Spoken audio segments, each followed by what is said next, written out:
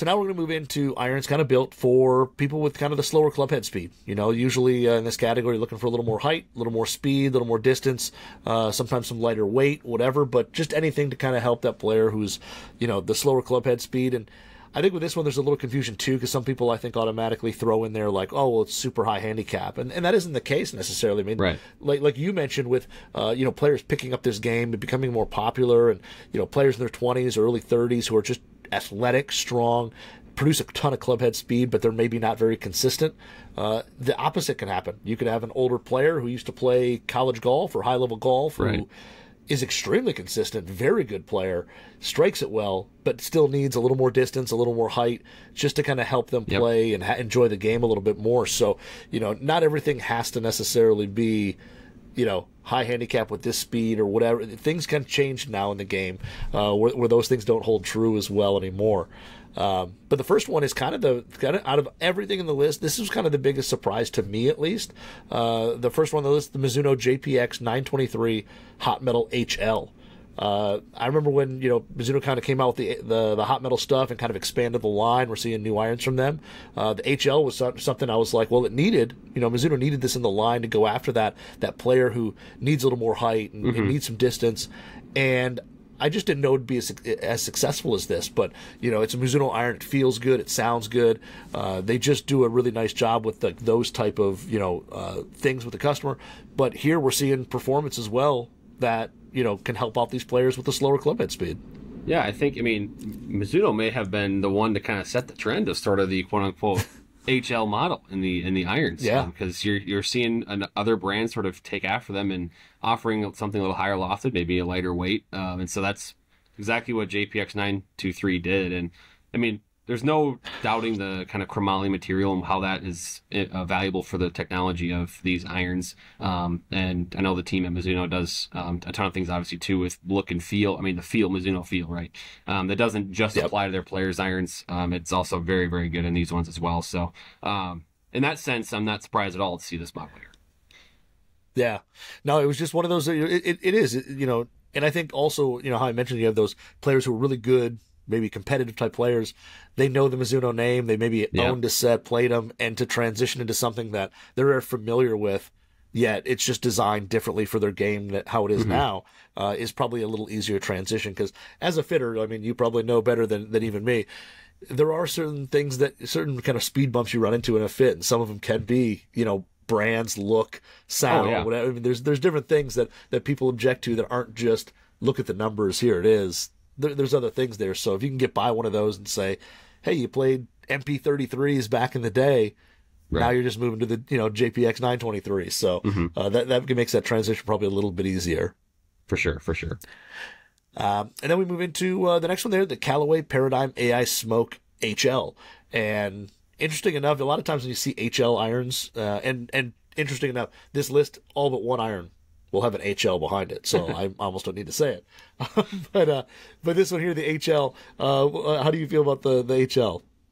I mean, it's a little bit of like a bigger brother almost to like the standard AI Smoke, just a little bit bigger in the sense that it takes up it's like a larger top line, barely, right? But it's definitely not anything that I guess is off-putting. It still looks pretty solid and launches the ball much higher than the standard one. And I really think this sort of HL category is coming at the right time, because I mentioned earlier, like a lot of golfers are, you know, maybe the lofts have become too strong and they're not getting the ball high enough or not getting enough spin. And so I'm loving that this category has kind of popped up on this HL. And the Paradigm AI Smoke HL, it delivers, and all of its, you know, that smart face technology is in there, and it delivers for sure.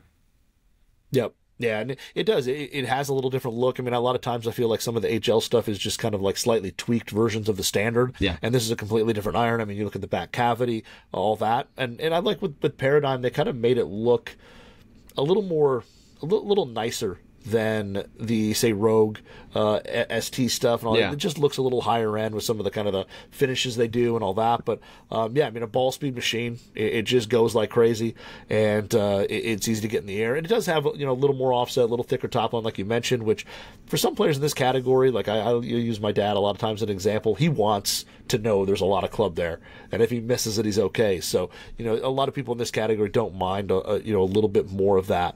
And yeah, just overall a good looking package from Callaway. For sure. And then you know, we move into the TaylorMade QI-HL, and this one I think is probably a great evolution from its older sibling, the Stealth HD, which it performed amazing, but had a look that not everyone loved. It was a little bit unconventional.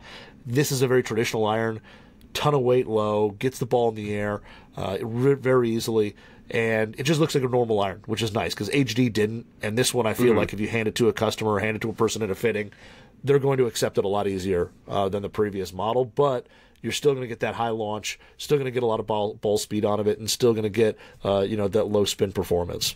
Yeah, I mean, Stealth HD was, if there was a player getting fit that was not about the aesthetics, and they were in that, I mean, Stealth HD was a winner so often, and so yeah, it was cool to see TaylorMade sort of take a lot of the same, you know, technologies or the same philosophies into the QI-HL, and then, like you mentioned, kind of make it look like sort of a golf iron, you know, a standard iron model, and it works. And there's also some, like, kind of sneaky sort of anti-slice properties about sort of the way it's built, which can be a really big help for a lot of players. I mean, we know, you know, there's different percentages thrown out there that, you know, if it's 60 or 70 or whatever, of players that are in that kind of double-digit handicaps are slicers more than they are, you know, hitting draws or hook shots. So that is a really big, nice benefit for TaylorMade with this iron.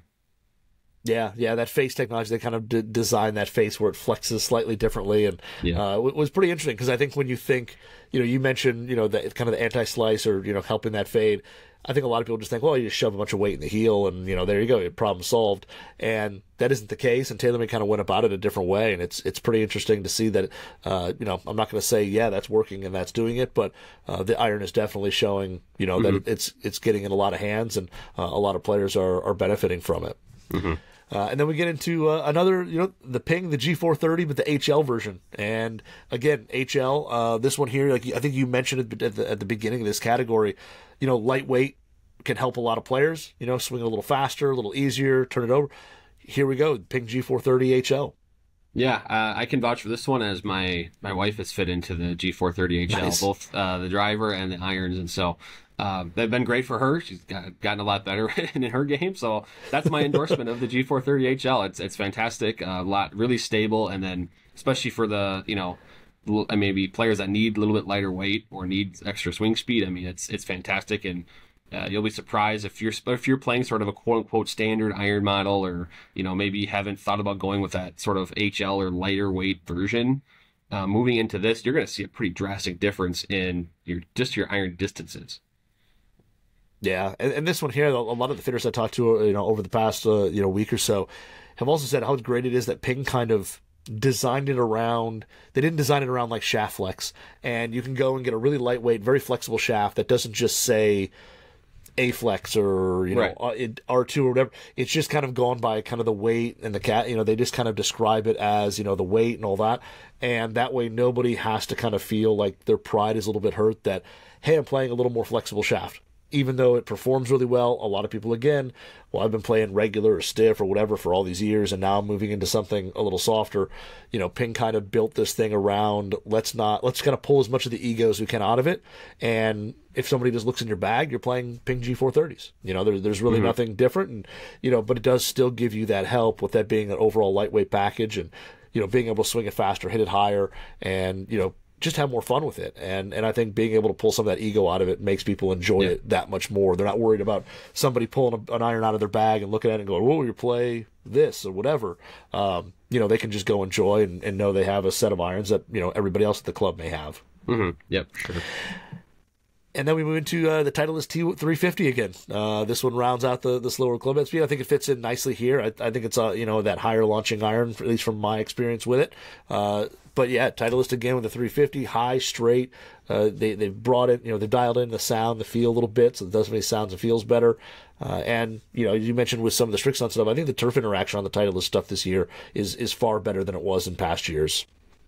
Yeah, it may be worth a little bit of an extra bonus, if you will, for having the only non-HL model in this category. Exactly. With the T350. So, everything we talked about earlier, it's fantastic, high launch, very forgiving, and you could see why someone with a slower swing speed, I guess, in this category could see a lot of benefit from the T350.